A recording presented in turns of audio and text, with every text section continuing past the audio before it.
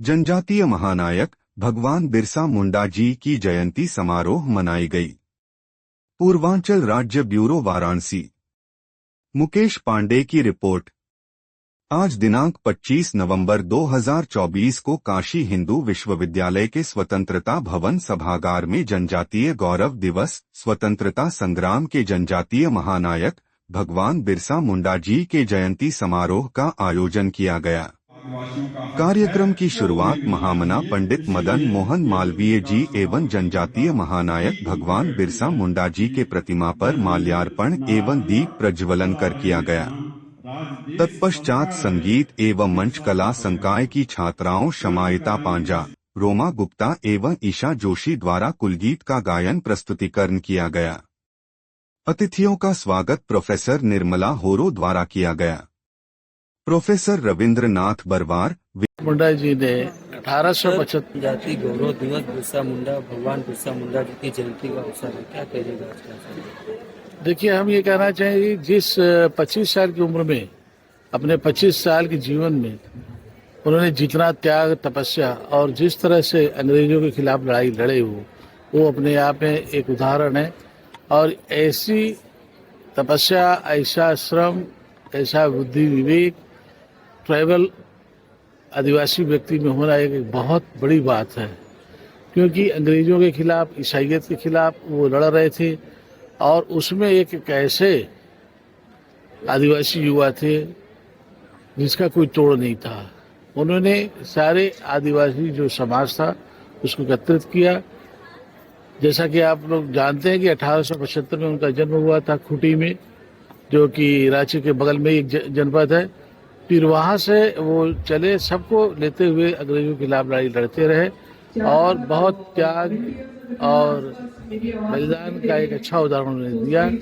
और हमें आदिवासी समाज को समझना चाहिए कि उनके मार्गदर्शन पे चले और समाज के लिए जो चुनौतियां हैं उनको झेलते हुए अपने आप को तैयार करें और समाज के विकास के मूलधारा में अपने आप को जोड़ने का प्रयास करें। सर, आदिवासी समाज से बार बार उपेक्षा के आरोप लगते हैं कि जितना इनका योगदान था उतना सम्मान करने में सरकार, क्या लगता है सर आपको, सही बात है? ये देखिए, ये जनजाति समाज तो उपेक्षित है, लेकिन जितना इनको सहयोग और सम्मान और जो मान प्रतिष्ठा मिलनी चाहिए उतनी तो नहीं मिली है।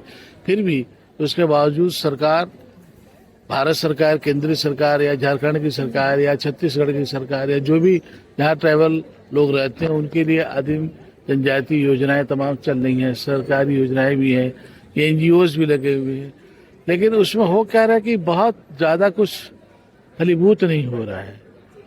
क्योंकि एक तरफ तो हम उनके विकास की बात करते हैं, लेकिन उसके विकास के साथ साथ जो उनका दोहन है, शोषण है, ये जो बहुत अच्छी बात नहीं है। प्रकृति का तो शोषण खूब हो ही रहा है, जो खनिज है उसका भी दोहन हो ही रहा है, और जो वो प्रकृति को बचाने की जंगल जमीन की बात करते हैं उस पर अनऑथराइज कब्जा लोग करते ही जा रहे हैं, कंक्रीट का जंगल बनाते जा रहे हैं।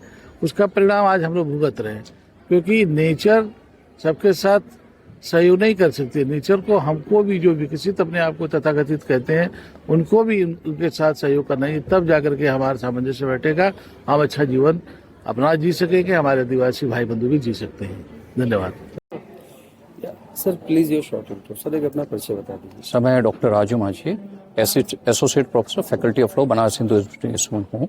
डॉक्टर साहब, जनजाति गौरव दिवस आयोजन हो रहा है, भगवान बिरसा मुंडा जी की जयंती मनाई जा रही है, आज के अवसर पर क्या कहना चाहिए? देखिए, ये एक अच्छा पहल उठाया गया है। हालांकि ये जनजाति गौरव दिवस यहाँ विगत 4 वर्षों से, जब से ये मनाने का सरकार के द्वारा निर्णय लिया गया है, उसको मनाया जा रहा है। और ये यूनिवर्सिटी की एक अच्छी पहल है कि अच्छा सहयोग मिल रहा है। हम लोग प्रत्येक वर्ष इसको मना रहे हैं और आज के समय में बिरसा मुंडा उतना ही प्रासंगिक है जितना वो अपने काल में थे। उसका तात्पर्य यह है कि बिरसा मुंडा ही वो व्यक्ति थे। हालांकि स्वतंत्रता सेनानी के अन्य भी, जैसे सिद्धू कानू हुए या तिलका माझी हुए, इन सबों ने भी झारखंड की उस धरती से आते थे और झारखंड में जल जंगल जमीन की लड़ाई उसी समय से चल रही है जो आज तक निरंतर चल रही है। आज अगर आप देखेंगे प्रासंगिकता उतना ही है, क्योंकि आज भी आदिवासियों की जमीन जो है वो किसी न किसी रूप में छीनी जा रही है। हालांकि सरकार के द्वारा कई ऐसे कदम उठाए गए हैं, लेकिन उसको अगर वास्तविकता में देखेंगे तो उसका इम्प्लीमेंटेशन उतने ढंग से नहीं हो पा रहा है। तो आज के समय में हमें एक बार फिर अवलोकन करने की जरूरत है और स्वतंत्रता सेनानियों के द्वारा जो यहाँ के आदिवासी मूलवासी के लिए जो अधिकार बचाने का जो प्रयत्न किया गया था, उनको आज सरकार के द्वारा सकारात्मक पहल उठाकर उनको वास्तविक रूप में संरक्षण देने की आवश्यकता है। डॉक्टर साहब, उपेक्षा के आरोप लगते हैं इन प्रकार के स्वतंत्रता सेनानियों पर। तमाम लोग कहते हैं कि जो आदिवासी स्वतंत्रता सेनानी थे उनको अंग्रेजों ने जो आतंक का पर्याय घोषित किया, क्या लगता है सर, ये आप तो पढ़े हैं इनके बारे में? नहीं, देखिए, ऐसा है कि ये जब भी कोई विरोधाभास या विरोध होंगे तो फिर वो आपको उस ढंग से डेमोलाइज करेंगे।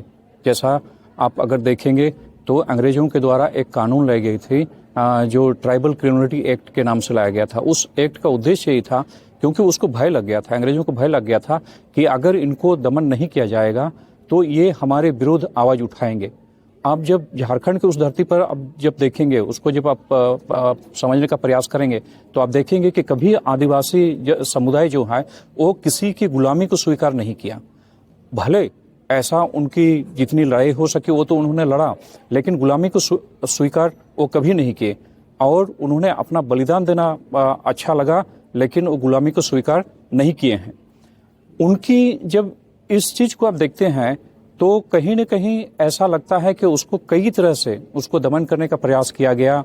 कई तरह के अधिनियम लाकर उनको कभी कभी उनको अधिनियम कभी कभी ला दिए जाते हैं। आप देखते होंगे कि अपने देश में स्वतंत्रता के बाद भी ऐसे समाज के लिए बहुत सारे कानून ऐसे आए हैं जो कि किताबों में सिर्फ है।